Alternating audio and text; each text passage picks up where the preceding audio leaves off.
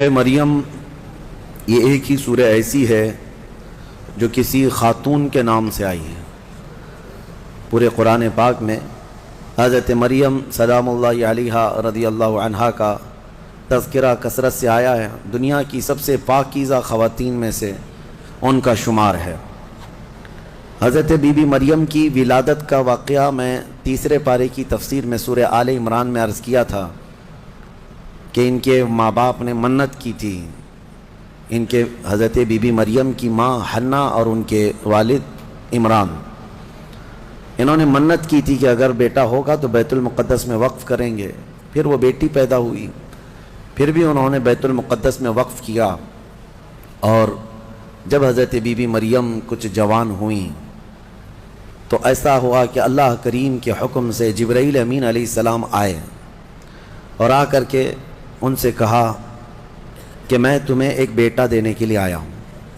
تو حضرت be be مریم گھبرائیں، کہا انی اعوذ بالرحمن منک ان کنت تقیا، اگر تو نیک آدمی ہے تو دور ہو جا، میں اللہ کی پناہ مانگتی ہوں تجھ سے، مجھے آج تک کوئی مرد نے چھوا تک نہیں ہے۔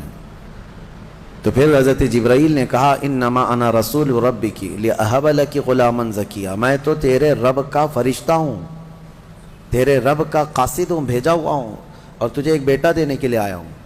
بی بی مریم نے پوچھا، قالت انا یکون لی غلام ولم یمسسنی بشر ولم اک بغیا، مجھے بیٹا کیسے ہو سکتا ہے، مجھے آج تک کسی مرد نے چھوا نہیں اور نہ ہی میں بدکار عورت ہوں، مجھے کیسے بیٹا ہوگا؟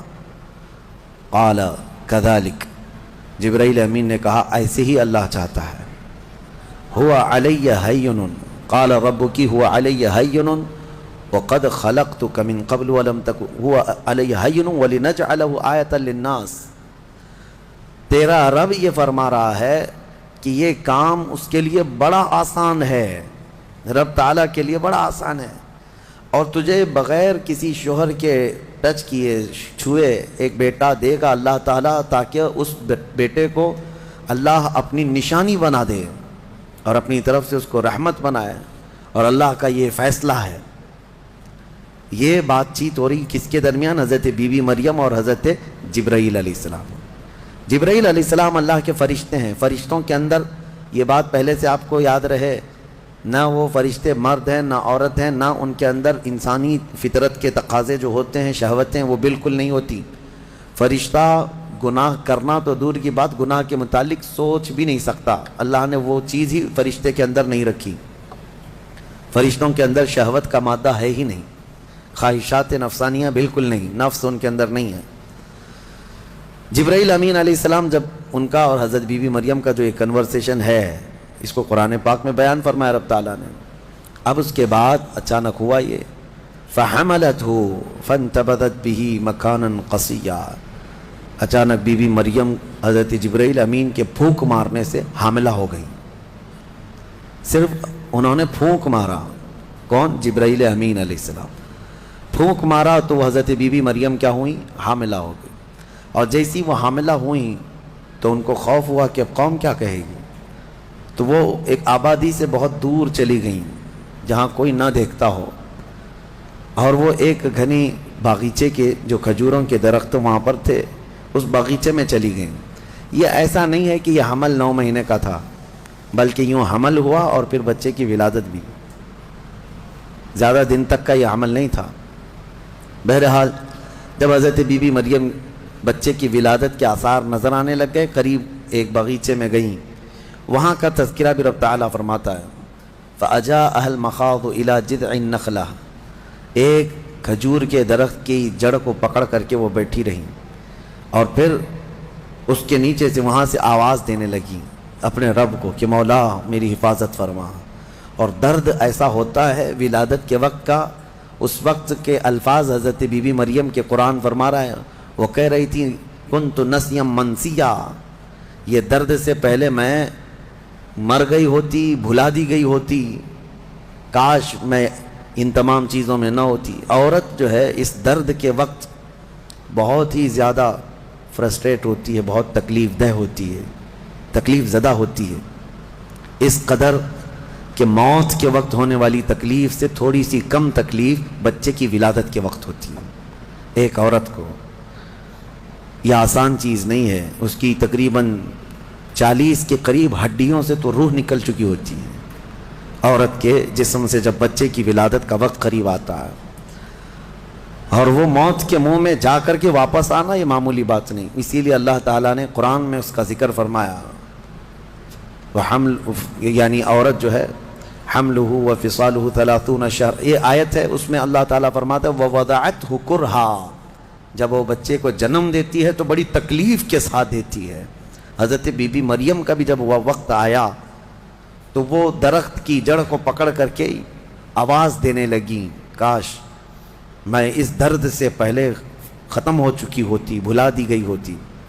تو رب تعالیٰ کی طرف سے آواز آئی، اللہ تحزنی وقد جعل ربکی سریا، گھبرا مت اے مریم، تیرا رب تیرے لیے آسانیاں پیدا فرمائے گا، آسانیاں پیدا فرمائے گا. اس درخت کو ہلاؤ، پکی کھجوریں گریں گی تم پر. حضرت اللہ کی طرف سے حضرت بی بی مریم کو جو پیغامات آ رہے تھے یہ کیا تھے؟ یہاں پر بھی میں بتا دوں، اللہ تعالیٰ اپنے بندوں کو جو پیغامات دیتا ہے اس کے 3 طریقے. ایک وحی ہے جو نبیوں کو دی جاتی ہے، یعنی وہ وحی ہے، اس کو وحی کہتے ہیں، جو اللہ تعالیٰ کا پیغام نبی کو آئے. وحی کے بھی کئی طریقے ہیں، ڈائریکٹ اللہ تعالیٰ سے وہ کلام کر لیں یا کسی فرشتے کے ذریعے سے کر لیں.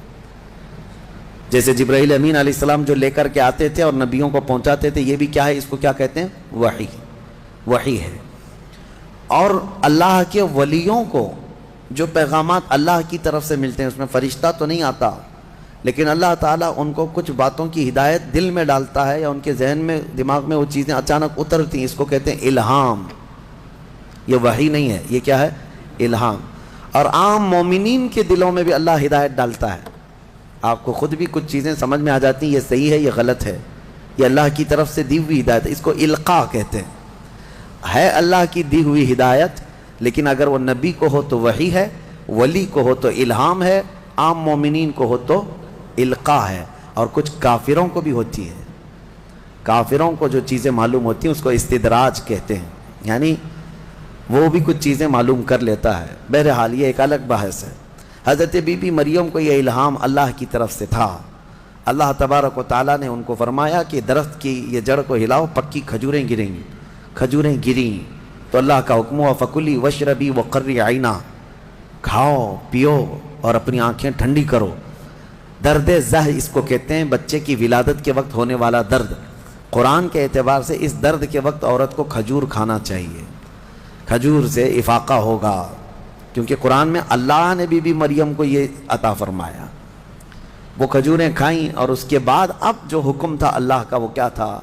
فَإِمَّا تَرَيِنَّ مِنَ الْبَشَرِ أَحَدًا فَقُولِي إِنِّي نَذَرْتُ لِلرَّحْمَنِ صَوْمًا. اگر کوئی آدمی تجھے نظر آ گیا بچہ ہونے کے بعد، بچے کو دیکھ کر کے کوئی بھی اگر تم کو نظر آیا تو بات مت کرنا کسی سے.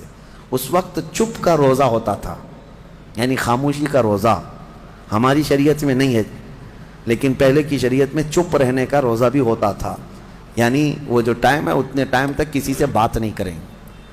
یہ ہونا چاہیے، لیکن ہماری شریعت میں نہیں ہے. کاش یہ روزہ عورتوں پر ہو جاتا، بہت سارے لوگ محفوظ ہو جاتے. خیر، حضرت بی بی مریم کو کہا گیا کہ چپ کا روزہ رکھنا، اور کوئی بھی اگر بات کرے تو اشارہ کرنا اپنے بیٹے کی طرف کہ اس سے بات کرو، میں آج چپ کا روزہ ہوں. یعنی وہ اشارہ لوگ سمجھ جاتے تھے کہ روزہ ہے. تو حضرت بی بی مریم وہاں جب پہنچی تو درد زہ کے بعد حضرت عیسیٰ علیہ السلام پیدا ہو گئے. وہ ایک پتھر پر جلوہ بار ہوئے، اور جیسے ہی پیدا ہوئے حضرت عیسیٰ علیہ السلام وہ پاک صاف تھے. کوئی دایا نہیں، کوئی نرس نہیں، کوئی نرسنگ ہوم نہیں. یہ اللہ تعالیٰ کی قدرت تھی. ایک صحیح سلامت بیٹا، اور وہ بھی اللہ کی نشانی بنانی تھی بغیر باپ کے. حضرت عیسیٰ علیہ السلام پیدا ہوئے اور حضرت بی بی مریم اپنے بیٹے کو اٹھائیں اور لے کر کے چل پڑیں. ایک ہی دن میں، جس کو کہتے ہیں زچہ عورت، یعنی جس کا بچہ ہوا ہوتا ہے وہ عورت کمزور ہو جاتی ہے. لیکن حضرت بی بی مریم اپنے بیٹے کو اٹھائیں اور چل پڑیں. جیسے ہی وہ بستی کی طرف آنے لگی، ان کی گود میں بچہ تھا. لوگوں کی نظر پڑ گئی، کوئی ادھر ادھر چیمی گوئیاں شروع ہو گئیں، باتیں کانا پوسی. لوگ جمع ہوئے، اور پوچھنے لگے یا اخت ہارون ما کان ابوک امرأ سوء وما کانت امک بغیہ، اے مریم تو تو بڑی پاک خاتون ہے، اخت ہارون کہا جاتا تھا پاک عورت کو، تو بالکل ہارون کی بہن کی طرح ہے، تو نے یہ کیسے کر لیا؟ نہ تیرا باپ بدماش تھا نہ تیری ماں بری تھی، یہ کہاں سے آ گیا تیرے اندر بچہ؟ فاشارت الیہ، بی بی مریم نے اپنے بیٹے کی طرف اشارہ کیا، اس سے بات کرو، میں آج چپ کا روزہ ہوں۔ لوگوں نے کہا قالوا کیف نکلم من کان فی المہد صبیا، ہم اس سے کیسے بات کریں جو گود میں بیٹھا ہوا ہے؟ گود کے بچے سے بات کریں گے؟ تو اشارہ اس طرف کر رہی ہے۔ تو لوگ ابھی یہ بات چیت کر ہی رہے تھے، گود میں سے ہی حضرت عیسیٰ علیہ السلام بول پڑے، قال انی عبد اللہ آتانی الکتاب وجعلنی نبیا وجعلنی مبارکا اینما کنت واوصانی بالصلاة والزکاة ما دمت حیا وبرا بوالدتی ولم یجعلنی جبارا شقیا والسلام علی یوم ولدت ویوم اموت ویوم ابعث حیا۔ یہاں تک کا کلمہ عیسیٰ علیہ السلام نے گود میں ہی کیا۔ کیا کہتے ہیں؟ اے لوگوں میں اللہ کا بندہ ہوں، انی عبداللہ، میں اللہ کا بندہ ہوں اور اس نے مجھے نبی بنا کر بھیجا ہے۔ حضرت عیسیٰ علیہ السلام کو گود میں ہی نبوت ملی ہے، گود میں نبوت ملی ہے، اس نے مجھے نبی بنا کر بھیجا ہے۔ صرف نبی نہیں، وجعلنی مبارکہ، اور مجھے برکت والا بنا کر بھیجا ہے۔ اور پھر مجھے اللہ نے یہ حکم دیا ہے میں جہاں کہیں پر بھی رہوں نماز قائم کروں، زکوٰۃ دیتا رہوں، جب تک میں زندہ رہوں نماز قائم کرتا رہوں اور زکوٰۃ دیتا رہوں، ان کی امت کی اور ان کی شریعت کی جو نماز رہی۔ اور پھر اللہ نے مجھے حکم دیا ہے کہ میں میری ماں کا فرما بردار رہوں اور اس کا نافرمان نہ رہوں۔ اور پھر آخری والا جملہ تو بہت امپورٹنٹ ہے ہم سنیوں کے لیے، جو عیسیٰ علیہ السلام نے کیا۔ عیسیٰ علیہ السلام کی ولادت کا دن، جیسے کہ آج پوری دنیا میں کرسچن بھی مناتے ہیں 25 دسمبر کو، کرسمس جو مناتے ہیں، الگ الگ روایتیں واللہ عالم جو بھی ان کی پیدائش کا دن رہا، لیکن عیسیٰ علیہ السلام کا یہ جملہ بڑا امپورٹنٹ ہے۔ آخر میں اپنی گود میں انہوں نے کیا کہا؟ والسلام علی یوم ولدت ویوم اموت ویوم ابعث حیا، کہتے ہیں مجھ پر اللہ کی سلامتی ہو جس دن میں پیدا ہوا، جس دن میں پیدا ہوا اور جس دن میں انتقال کروں گا اور جس دن میں اٹھایا جاؤں گا، وہ سب ان سب دنوں پر اللہ کی سلامتی ہو۔ عیسیٰ علیہ السلام جس دن پیدا ہوئے وہ سلامتی والا دن ہے، تو 12 ربیع الاول کیوں نہ سلامتی والا دن؟ میرے آقا صلی اللہ علیہ وسلم جس دن پیدا ہوئے کیا وہ سلامتی والا دن نہیں ہے؟ اور ایک نبی خود اپنی ولادت کے دن سلام بھیج رہے ہیں اور یہاں کروڑوں امتی اپنے نبی کے پیدائش کے دن سلامتی بھیجیں، تو یقیناً یہ قرآن کے حکم کے مطابق ہے۔ بہرحال یہاں تک بات ہوئی، اب چپ ہو جانا چاہیے۔ بچے کی زبان سے جب یہ باتیں سن لی، یہ معجزہ نہیں تو اور کیا ہے؟ اس کے بعد عیسیٰ علیہ السلام ایسا نہیں کہ گود میں ہی بولتے تھے، بس اتنا بولے اور خاموش ہو گئے۔ پھر جب بولنے کی عمر آئی بچوں کی، تب آپ پھر بولنے لگے۔ اب عیسیٰ علیہ السلام کے متعلق اب سنیے، جب آپ پھر جوان ہوئے اور عجیب و غریب باتیں، ظاہر سی بات ہے اللہ کے نبی ہر زمانے میں پاک لوگ ہوا کرتے، پاکیزہ لوگ، ان کی زبان میں اثر الگ۔ پھر اللہ تبارک و تعالیٰ نے آپ کو جب نبوت گود میں عطا کی تھی تو جوان ہوتے ہی آپ نے تبلیغ اپنے دین کی شروع فرمائی، لوگوں کو ایمان کی طرف بلائے، ایک خدا کی عبادت کی طرف، آخرت کی طرف۔ لوگ آتے رہے اور آپ کی طرف متوجہ ہوتے رہے۔ یہ زمانہ یہودیوں کا ہے، بڑے ڈینجر لوگ ہیں ہر زمانے میں، یہ یہودی بڑے ڈینجر ہیں۔ یہ ظالم جو ہے معمولی نہیں ہے۔ کیوں ان کے اوپر اللہ نے قرآن میں لعنت فرمائی ہے؟ یوں ہی نہیں، یہ ان یہودیوں نے تقریباً 10,000 نبیوں کا قتل کیا ہے۔ ہاں، جیوز لوگوں کو آج برا لگتا ہے میری تقریروں کو کوٹ کر کے بہت سارے جگہ، اس وجہ سے تو میری تقریریں لے کر اسرائیل والے بیٹھے ہیں، مجھے ویزا نہیں دیتے، مجھے اس سے فرق نہیں پڑتا۔ ہمارے لیے جو اصلی ویزا ہے وہ مدینہ طیبہ کا ہے، جب تک وہ دروازہ کھلا ہے ہماری روح جسم میں باقی ہے۔ اور میرے آقا صلی اللہ تعالیٰ علیہ وسلم کے عنایت سے، ان کے کرم سے ہمیں اتنا یقین ہے کہ اگر جانے کی طاقت استطاعت کہیں کی بھی نہ ہو، اتنا یقین ضرور ہے میرے اعمال کا بدلہ تو جہنم ہی تھا، میں تو جاتا میرے سرکار نے جانے نہ دیا۔ جب وہ جائیں گے اپنے غلاموں کو ساتھ لے کر جنت میں جائیں گے انشاءاللہ۔ یہودیوں نے اس وقت بھی نبیوں کی دشمنی کی تھی، اب عیسیٰ علیہ السلام کے دشمن ہو گئے، ان کو یہ تھا کہ ان کی طبیعت کے خلاف جب بھی کوئی بات کرے تو وہ اس کے دشمن ہو جاتے تھے. یہودیوں کو یہ چاہیے تھا کہ ان کی طبیعت میں جیسی ہے ویسی شریعت ہونی چاہیے. الگ سے اللہ کے احکامات کو نہیں ماننا ہے, کتاب کے جو احکامات ہے اسے نہیں ماننا ہے, نبیوں کے احترام نہیں ہے, ان کو خود کی بنائی ہوئی شریعت چاہیے. بڑے امیر لوگ کچھ غلطی کریں تو انہیں معاف کرنا چاہیے, غریب لوگ کریں تو انہیں خوب مارنا چاہیے. یہ یہودیوں کی طبیعت تھی, یہودی یہ چاہتے تھے. عیسیٰ علیہ السلام جب جوان ہوئے تو آپ کی طرف لوگ ایمان والے بڑھنے لگ گئے. ان کو حواریین کہا جاتا ہے, جیسے میرے آقا کے ساتھیوں کو کیا کہتا ہے, صحابہ اکرام, صحابہ. اور حضرت عیسیٰ علیہ السلام کے جو ساتھی صحابی تھے ان کو حواری کہا جاتا ہے.